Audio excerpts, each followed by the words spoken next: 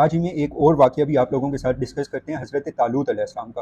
حضرت موسیٰ علیہ السلام کے بعد بنی اسرائیل کے گناہوں کی وجہ سے ان کے اوپر ایک حاکم مسلط ہوا جس کا نام تھا جالوت، اور اس نے آ کے بنی اسرائیل کا قتل کرنا شروع کر دیا۔ یہ اپنے وقت کے نبی ارمیہ، جس کو اسماعیل بھی کہتے ہیں، ان کے پاس گیا اور انہیں کہا کہ ہماری ایک فوج بنائیں اور وہ فوج ہماری جالوت سے جا کے لڑے گی۔ اب اس وقت کا قانون یہ تھا کہ حضرت لاوی کی نسل میں سے نبی بنیں گے اور حضرت یوسف کی نسل میں سے بادشاہ بنیں گے، لیکن اللہ تعالیٰ نے کیا کیا، بنیامین کی نسل میں سے بادشاہ بنا دیا جس کا نام تھا طالوت۔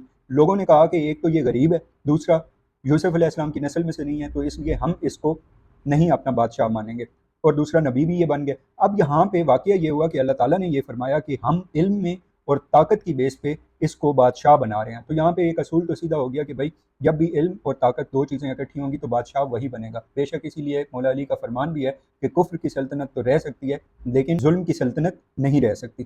اب اس کے بعد یہ بھی کہا گیا کہ طالوت کے پاس تابوت سکینہ کو لایا جائے گا، اور یہ تابوت سکینہ جو ہے وہ انڈیکیشن ہوگی کہ طالوت ہی آپ لوگوں کا بادشاہ ہے۔ اب تابوت سکینہ میں کیا کیا ہے؟ ایک تو خوشبو تھی، اور یہ تابوت وہی تابوت تھا جس میں حضرت موسیٰ علیہ السلام کو بند کر کے نہر میں بھیجا گیا تھا۔ تو اس تابوت کے اندر اور کیا تھا؟ عصا تھی اور تورات کے کچھ اوراق موجود تھے۔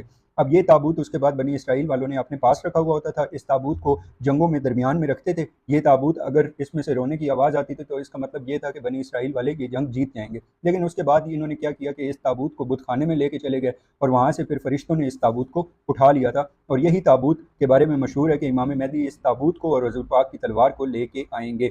اب یہ تابوت سکینہ پھر لے کے آئے فرشتے طالوت کے پاس، اور طالوت ان کے اوپر بادشاہ یعنی حکمران مقرر ہو گیا۔ اس کے بعد یہ ہوا کہ طالوت اپنی فوج بنا کے آگے چل پڑا جس میں حضرت داؤد علیہ السلام بھی موجود تھے۔ اب یہ ایک نہر کے پاس پہنچے جو فلسطین اور اردن کے درمیان میں تھی۔ حضرت طالوت نے کہا تھا کہ اس نہر سے آپ لوگوں نے پانی نہیں پینا، لیکن بہت سارے لوگ وہاں پہ انہوں نے پیٹ بھر کے پانی پی لیا، اور اس کے بعد وہ وہاں سے چل بھی نہیں سکے، لیکن جنہوں نے تھوڑا پانی پیا تھا وہ جب آگے میدان جنگ میں پہنچے تو وہ ڈر گئے۔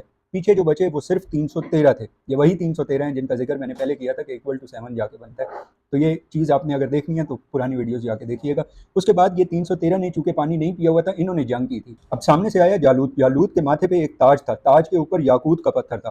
تو حضرت داؤد علیہ السلام کا نا گلیل چلانے کا جو طریقہ تھا وہ بہت اچھا تھا، تو حضرت داؤد علیہ السلام نے پتھر مارا، وہ جا کے اس کے تاج میں لگا، اور وہ یاقوت اس کے دماغ میں پیوست ہو گیا، اور وہ وہیں پہ اس کی ڈیتھ ہو گئی۔ اب یہ یہاں پہ سوال آتا ہے کہ حضرت اسماعیل یعنی حضرت ارمیہ جو ہیں وہ بنی اسرائیل پر کس طرح آئے تھے؟